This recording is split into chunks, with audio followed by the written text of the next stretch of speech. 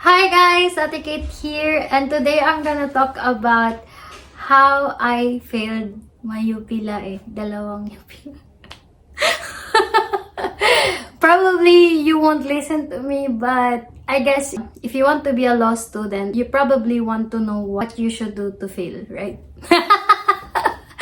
So someday, I pray someday na pumasa na rin ako. Abangan nyo po yung mga vlog ko about how I'm gonna prepare for my third time. Kasi nga, 3 beses lang pwedeng pumasa. Aminin ko din sa inyo na marami akong pagkakamali. Marami din talaga akong pagkukulang. At gusto kong gawin tong video na to para hindi mo gawin.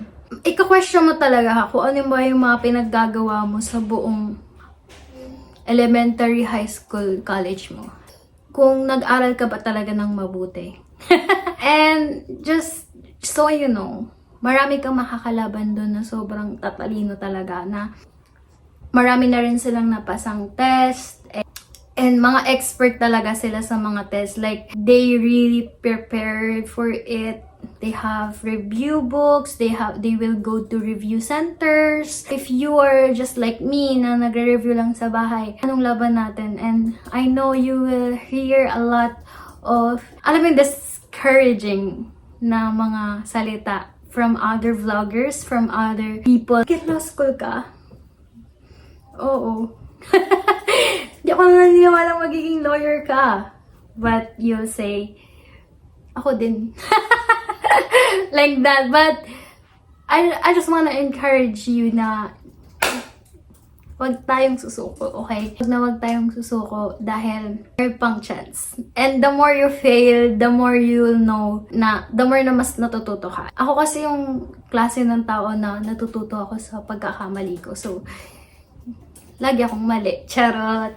This is why I failed. Number 1, because I didn't prepare a lot. And my foundation is not that good. So, what do I mean by foundation? Dapat elementary, high school, college ka pa lang, or siguro ngayon pa lang na pinaplano mo na mag-law school. Magaling ka na sa grammar mo, like your prepositions, verbal ability, language proficiency, lahat. Dapat magaling ka talaga sa grammar mo. Like, and you know a lot of vocabularies.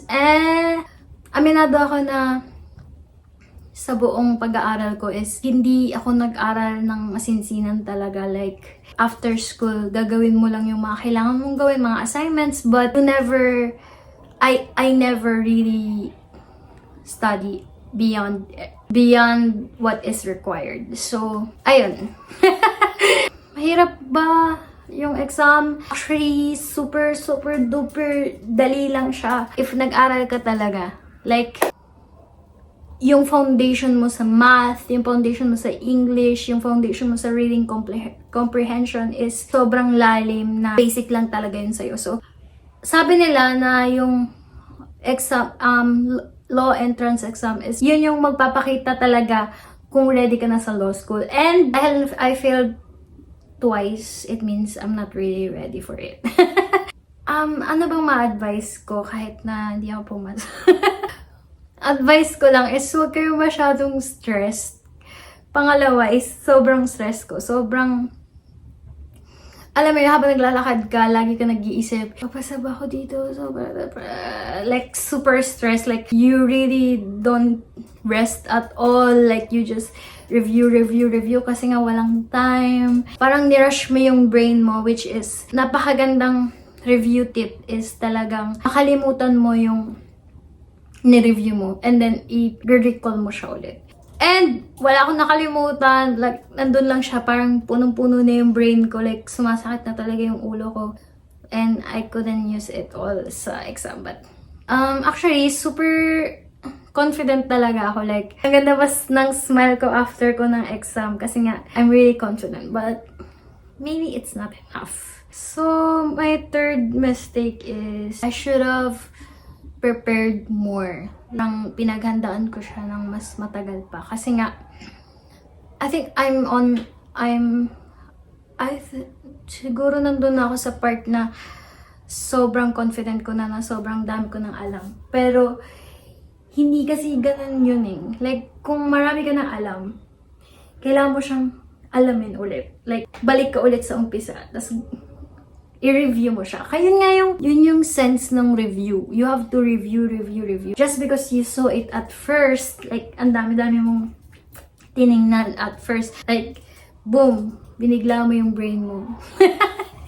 Hindi mo talaga matatandaan yun. Hindi ako nakapag-review. Like, I should have reviewed it again and again and again. Just because super kulang ng time, nireview ko lang lahat ng isahan. And, yun yung mali. So, fourth is, I wasted my time by reviewing without knowing the subject. Kung randomly ka lang nag-review, walang patutunguhan yun. Iplano mo lahat ng bagay or bakit, ano ba yung scope ng subject na to? Ano ba yung pag-aaralan mo sa subject na to? Para yun lang yung pag-aaralan mo. Kasi naalala ko nung first time ko mag-exam is hindi ko alam, basta nag-focus lang ako sa math. And dahil math lang yung na-review ko, nabokya ako dun for sure sa logical reasoning. And sa second time ko, I wasted my time by reviewing 7 subjects per day.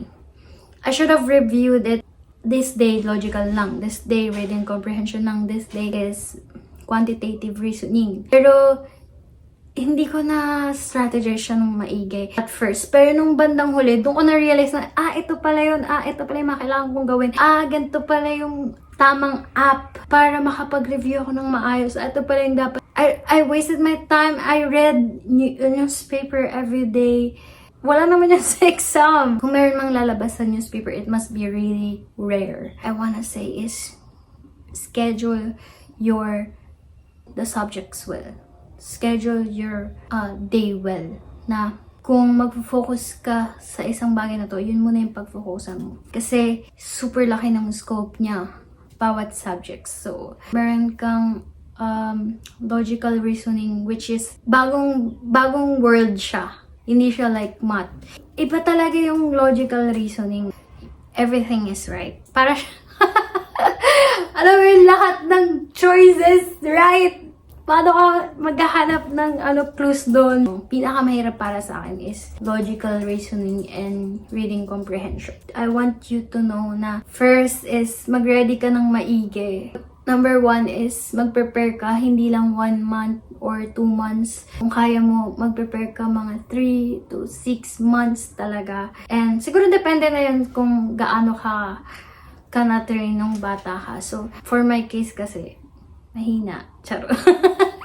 So, kailangan ko talaga ng mas maraming time. And pangalawa ay kailangan mo ng lakas ng loob, be confident, don't be stressed. Just keep on doing what you want. And just relax, just enjoy the exam. Number 3, manage your time ng sobra. I-manage mo kung anong oras ka mag-review, prepare everything. And then number 4 is just keep know the subjects well. Why am I doing this? Why am I reviewing the subject? Anong ginagol ko? Bakit kailangan ko pag-aralan to? Kasi it must be really important sa law school. So, I pray na pumasa na talaga tayo sa susunod nating exam. And then someday, sana paniwalaan nyo na ako.